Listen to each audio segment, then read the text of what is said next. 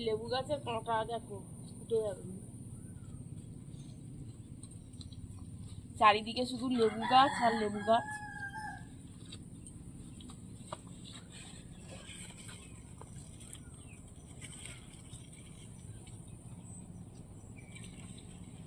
নমস্কার বন্ধুরা, দিশানের রান্নাঘরে সবাইকে স্বাগত। আশা করছি আপনারা সকলেই ভালো আছেন। আজকে আবার একটা নতুন রেসিপি নিয়ে চলে এসেছি। ওলের পাতা দিয়ে রেসিপিটা করব, সেই জন্য ওলের পাতা তুলে নিচ্ছি। দেখুন, ওল গাছগুলো দেখো আমার সমান লম্বা হয়েছে। এই যে মাথার থেকে এই কচি কচি পাতাগুলো তুলে নেব।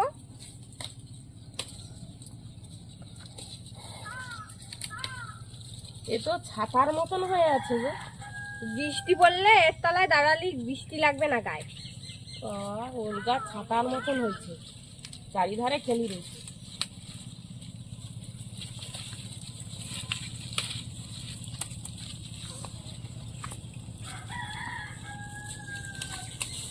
বৃষ্টি আসলে এর মধ্যে আর কি ঢুকি পড়বে।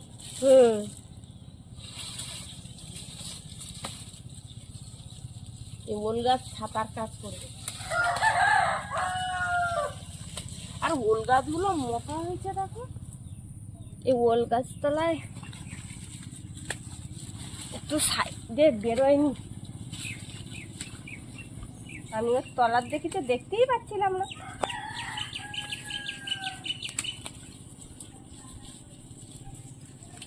তুমি কতটা তুলেছো? এই তো আমি এতটা তুলেছি, হয়ে যাবে মনে হয়। এই তো হয়ে যাবে, আর তুলতে হবে না। চলো, হয়ে গেছে, চলো আর তোলা লাগবে না।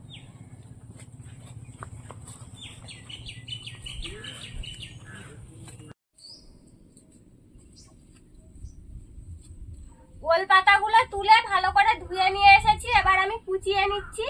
আজকে ওল পাতা বাটা আর কচু রান্না হবে, এই যে ঘট কচু। প্রথমে আমি পাতাগুলো কুচিয়ে দিচ্ছি।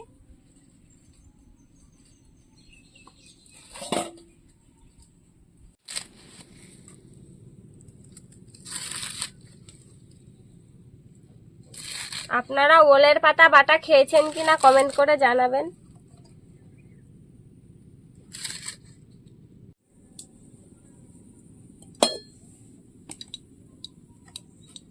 তেলে কালো জিরে দেবো, রসুন, গোটা রসুন,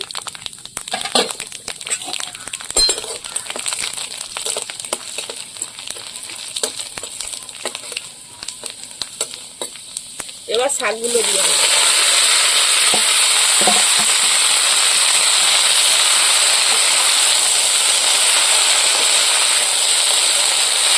এবার পাতাটা ভালো করে ভেজে নেবো।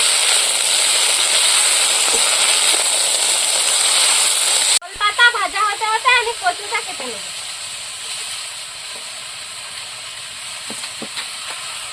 কচুটা পুরো মরমর করে আওয়াজ হচ্ছে।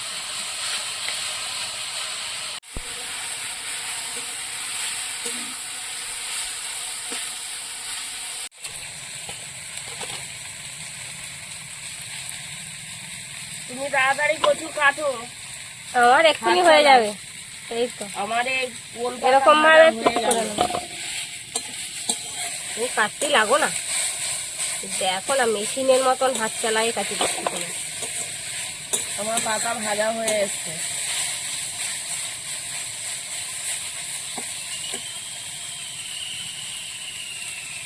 আবার মেশিনের মতন করতে করতে হাত কাটি ফেলো নি জানো বটিতে।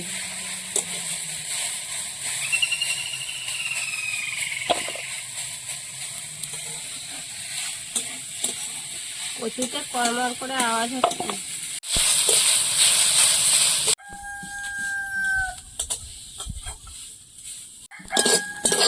ওল পাতাটা ভাজা হয়ে গেছে, এবার আমি তুলে নেব।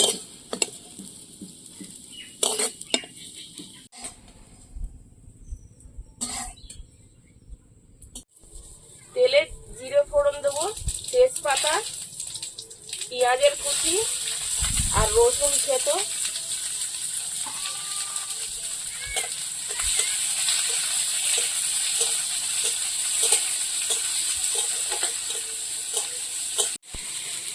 ওলের পাতা ভাজাটা এবার বেটে নেব ভালো করে।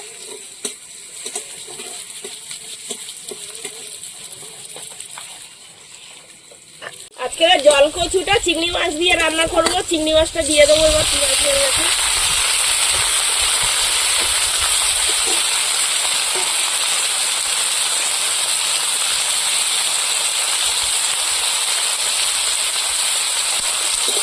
হলুদ লবণ দিয়ে ভালো করে চিংড়ি মাছটা ভেজে নেবো।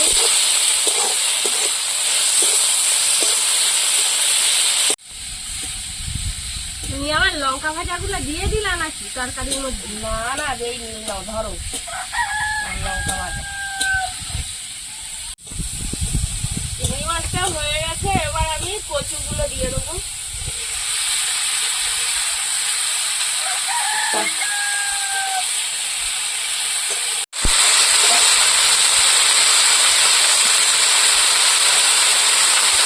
হলুদ,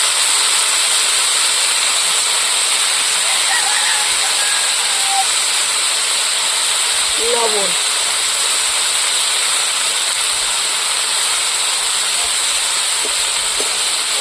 এবার কচুটা ভালো করে কষিয়ে দেবো। এতটা করে শাকটুনি বাটলি তাই একটুখানি হয়।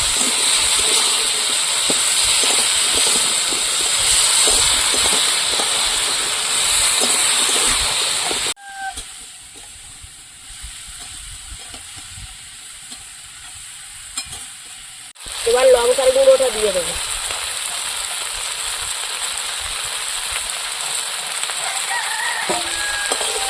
একটু নাড়াচাড়া দিয়ে দেবো।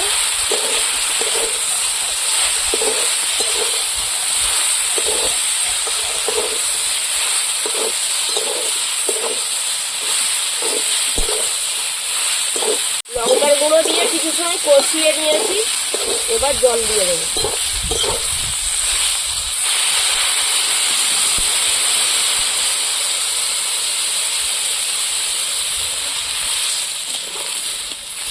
হওয়ার জন্য আমি ঢাকা দিয়ে রাখবো, তাড়াতাড়ি সেদ্ধ হয়ে যাবে। বন্ধুরা, আপনারা অনেকেই আছেন আমাদের ভিডিও দেখেন কিন্তু এখনো চ্যানেলটিকে সাবস্ক্রাইব করেননি। প্লিজ আমাদের চ্যানেলটিকে সাবস্ক্রাইব করবেন আর অবশ্যই পাশে থাকা বেল আইকনটি প্রেস করবেন, তাহলে আমরা নতুন কোনো ভিডিও আপলোড করলে নোটিফিকেশন আপনাদের কাছে পৌঁছে যাবে। লঙ্কা ভাজা আর লবণ বেটে নেব।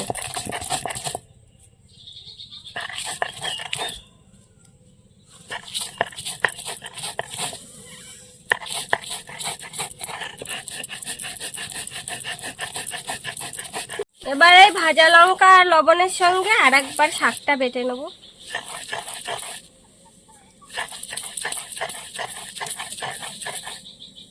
এবার এর মধ্যে সরষের তেল দেব, ভালো করে মেখে নেব।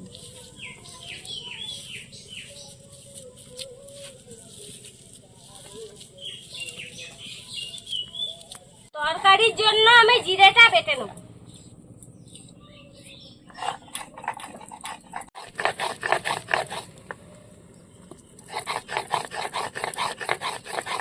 এবার ঢাকাটা খুলে দেবো। কচু তো দেখে মনে হচ্ছে তরকারি হয়ে গেছে। জিরে বাটা দিয়ে দেই তাও।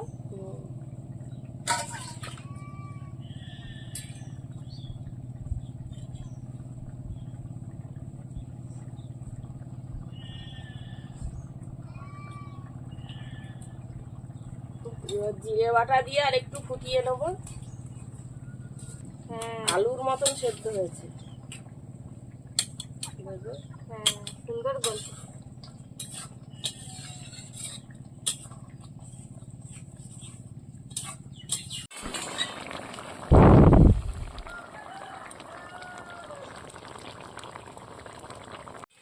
হয়ে গেছে, এবার নামিয়ে নেব।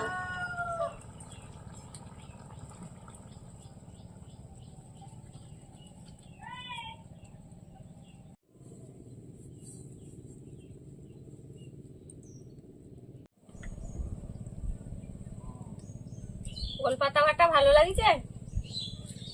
হ্যাঁ, ভালো হয়েছে। ঝালটা হয়েছে ভালো। ঝাল ঝাল লেগেছে কেমন। ভালো হয়েছে, দারুণ লাগছে বন্ধুরা ওল পাতা বাটা খেতে।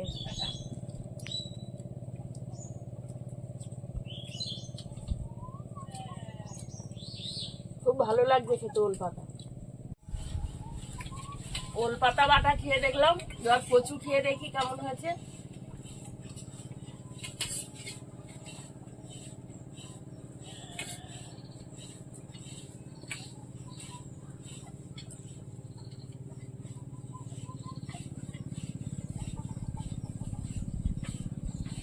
ভালো হয়েছে?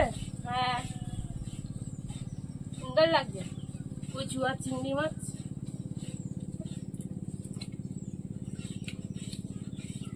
কচু তরকারি তো ঝাল ঝাল হলেই ভাল লাগে, ঝাল হয়েছে সুন্দর, ভাল লাগছে, খুব সুন্দর হয়েছে কচুর তরকারিটা। আপনারাও বাড়িতে এইভাবে তৈরি করে খেয়ে দেখবেন। আর আমাদের আজকের ভিডিওটি দেখার জন্য ধন্যবাদ। ভালো লাগলে লাইক কমেন্ট শেয়ার করবেন। আবার ফিরে আসবো নতুন একটা রেসিপি নিয়ে। সবাই ভালো থাকবেন।